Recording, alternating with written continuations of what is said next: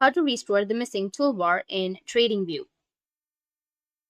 So if you want to restore the missing toolbar in Tradingview, then let's begin.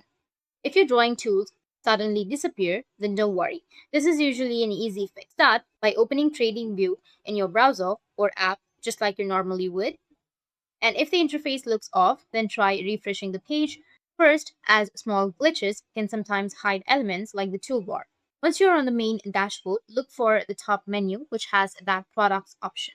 It may seem unrelated, some settings are grouped there after recent updates. Move to the top left corner of your screen and then just simply go with your profile. This will open your account and interface settings. Here you need to look for an option related to enable the drawing panel. It may be inside the chart settings or your interface options.